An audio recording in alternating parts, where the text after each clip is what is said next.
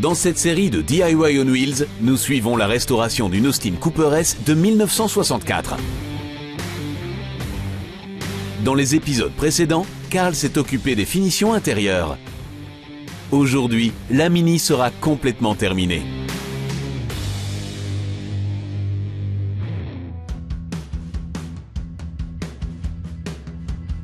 Entre-temps, je peaufine les derniers détails de la Mini.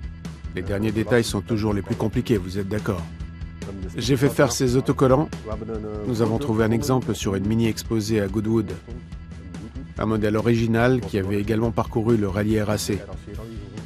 Et là, j'ai pu prendre des photos de ces autocollants. Ils ont ensuite été capables de les scanner et de les recréer. J'ai également regardé les photos que nous avions déjà de notre Mini originale, où ils avaient été collés fidèlement. Nous avons donc pu les recréer à la bonne dimension. L'un d'entre eux était apposé devant, ici. L'autre, ici. Sur la Mini que nous avons trouvée à titre d'exemple, l'autocollant était collé à droite. Mais sur la CRX 89B originale, il était apposé à gauche. La seule différence avec la photo était que la voiture portait le numéro 5 et la nôtre, le numéro 2. Mais ceci a été changé dans la bonne police de caractère. Un autre grand défi a été de trouver les bonnes étiquettes, comme auparavant. Et aussi de trouver une machine qui pourrait les fabriquer. Je l'ai trouvée dans un magasin de seconde main. J'ai dû la réparer, mais j'y suis parvenu. Vous pouvez également voir ici que nous avons fait toutes les bonnes étiquettes pour l'intérieur. Tout est étiqueté comme il se doit, comme je l'avais constaté sur les photos. Ce qui a également demandé beaucoup d'efforts, ce fut de trouver les bonnes horloges. Ceci est une horloge, ceci est un chrono, mais ce sont les bons, conformément à l'époque. C'est aussi le Tripmaster correct qui est monté ici. Il s'agit d'un Alda original avec un boîtier métallique également de cette époque. Ce ne fut pas non plus facile de le retrouver. Mais tout est correct maintenant et conforme à l'époque. Ici, vous avez les lumières, les balais d'essuie-glace,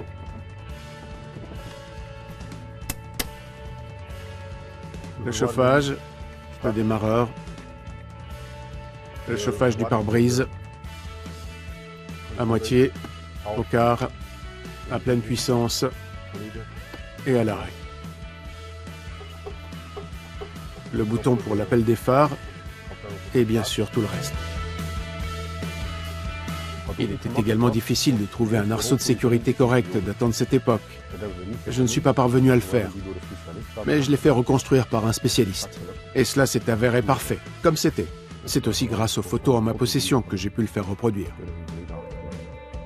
Tout ce qu'il me reste à faire pour finir l'intérieur de la Mini, c'est de fixer les ceintures de sécurité.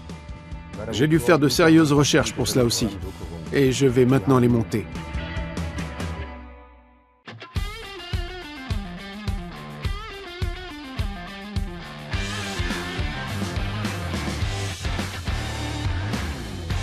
Pour travailler plus facilement, Carl pose la Mini sur des supports d'essieu.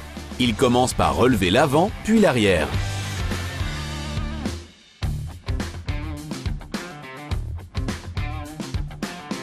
Il enlève aussi les sièges à nouveau.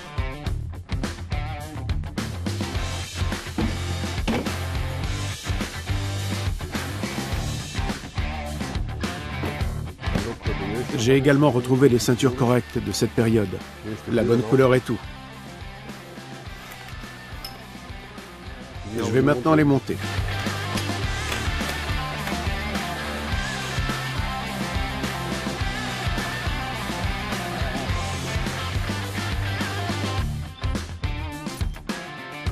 Il faut quand même regarder comment tout doit être monté.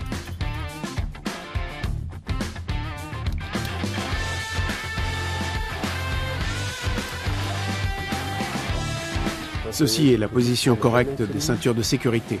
Je les attache avec un point à l'arrière et j'utilise les points de ceinture originaux du véhicule à l'avant. Carl retire également le siège du passager pour pouvoir percer les points de fixation des ceintures de sécurité à l'arrière. Je vais faire les points de ceinture à l'arrière ici, juste entre les coussins du dossier et de l'assise. Ils se retrouvent bien entre les deux. Je vais d'abord les marquer et ensuite percer les trous. À l'aide d'un pointeau, Karl marque la position des trous. Celui-ci crée un petit creux pour que le forêt pour métal ne glisse pas.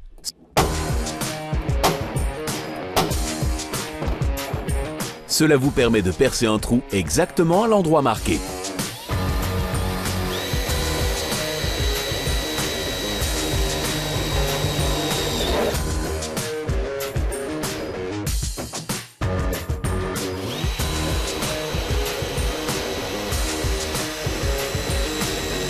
Et le perçage du métal se fait toujours en 2 étapes. Utilisez toujours d'abord un petit forêt, puis un forêt au bon diamètre.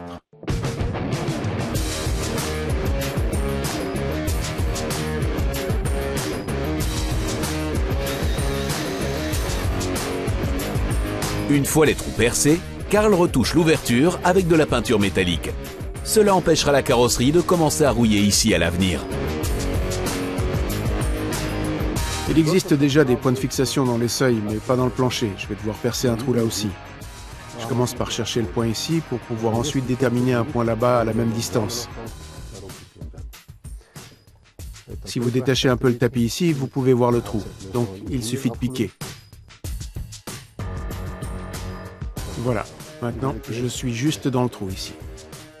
Et ensuite, on marque, puis il suffit de percer à travers le tapis.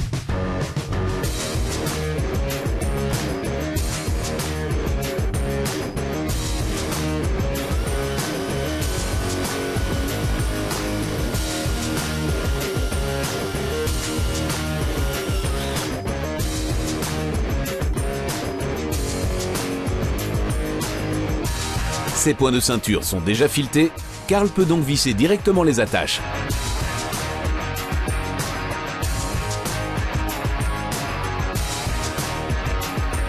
Pour les serrer correctement, vous pouvez y enfoncer un tournevis.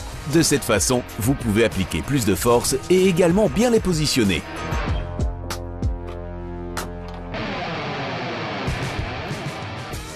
Je dois maintenant faire un trou à peu près à la même hauteur de cette fixation, là aussi à la même distance, et je vais utiliser un accessoire ici.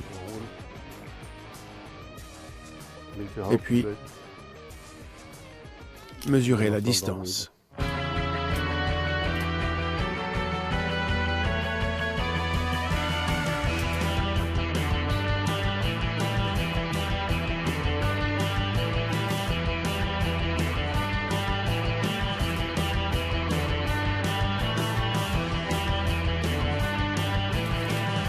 Et je marque.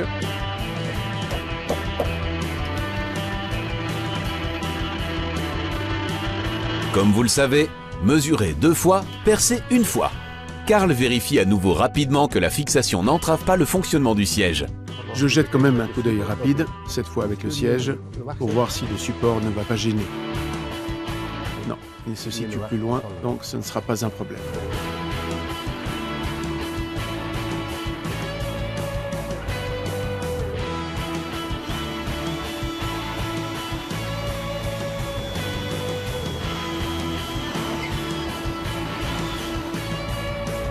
Voilà, je vais maintenant procéder de la même façon de l'autre côté, puis enlever le tapis et appliquer de la peinture.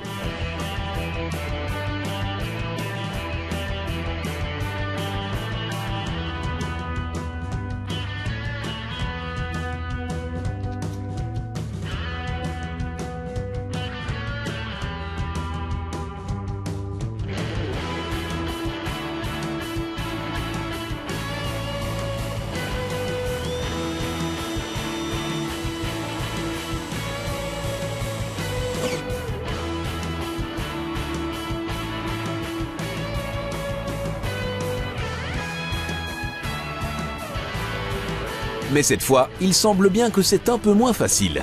Il n'est pas possible de visser l'attache aisément. Il faut donc arrêter immédiatement.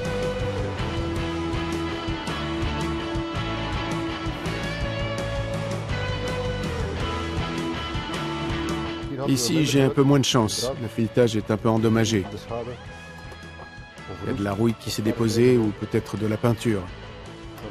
Je peux d'abord les nettoyer avec un tarot.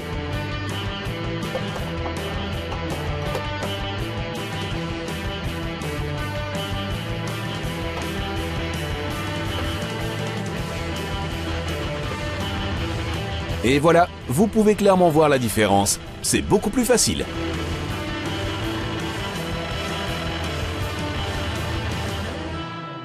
Et maintenant, je refais la même chose.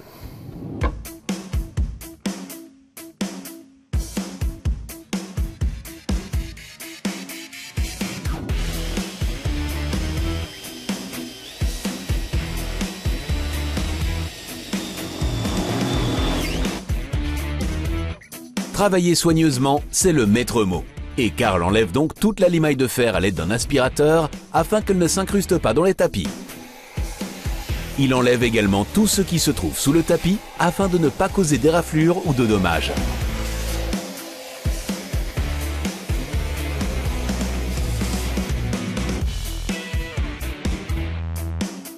Et ici aussi, un coup de peinture permettra d'éviter que la rouille ne prenne le dessus.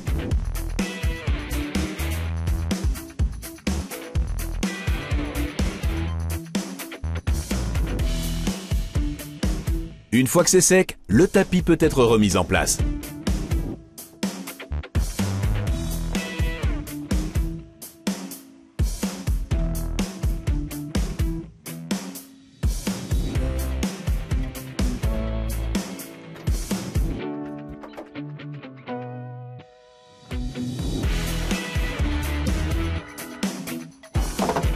Karl fixe ensuite les points de fixation arrière. Il doit les serrer via le coffre.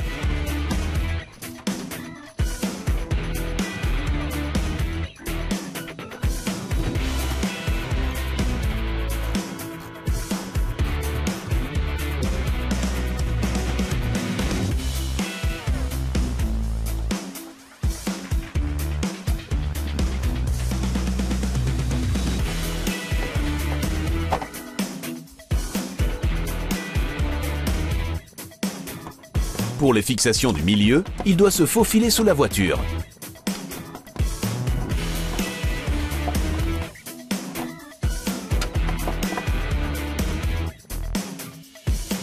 Ok. Voilà déjà un côté de fait.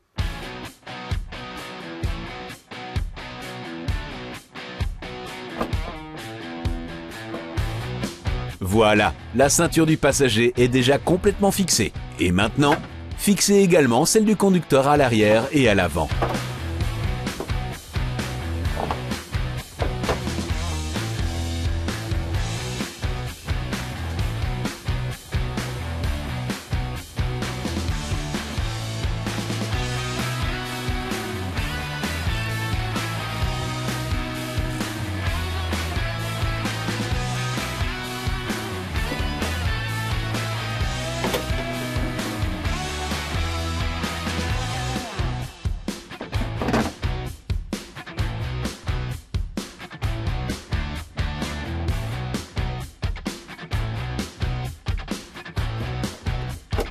Celle-ci est également fixée. Karl ajuste maintenant la longueur des ceintures au maximum afin que celle-ci puisse passer aisément par-dessus les sièges.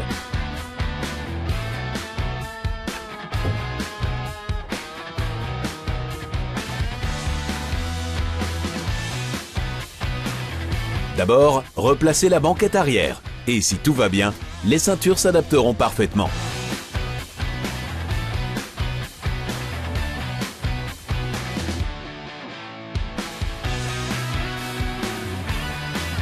Voilà, très bien. Maintenant, les sièges peuvent également être remontés.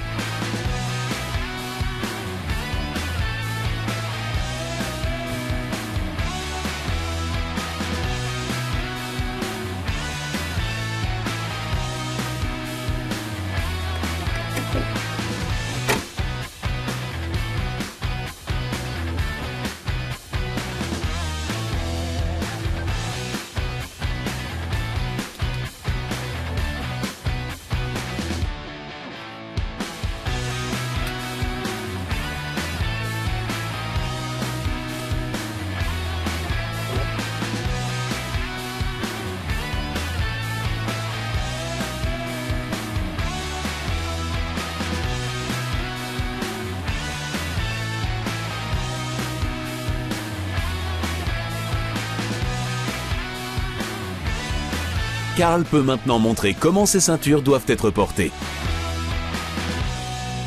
Je vais maintenant régler les ceintures à mon gabarit.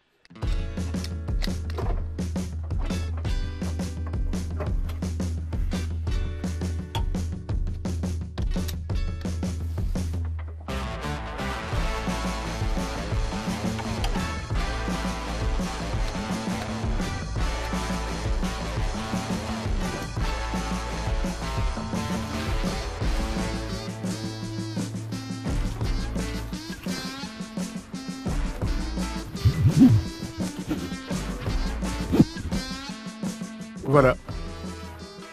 Vous vous êtes attaché en toute sécurité de cette manière. Le débouclage est simple. La ceinture est libérée instantanément. Prêt à être utilisé.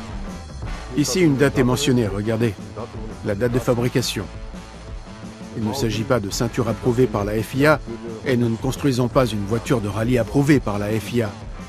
Mais dans le monde réel du rallye et de la course, il faut conduire avec des ceintures approuvées par la FIA.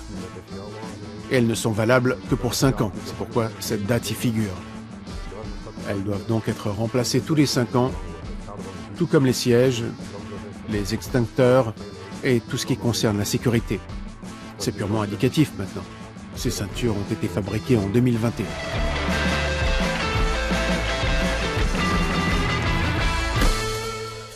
Et ainsi, la Mini est complètement terminée. Cela a demandé pas mal d'efforts pour terminer la réplique, mais elle est maintenant prête pour un essai routier.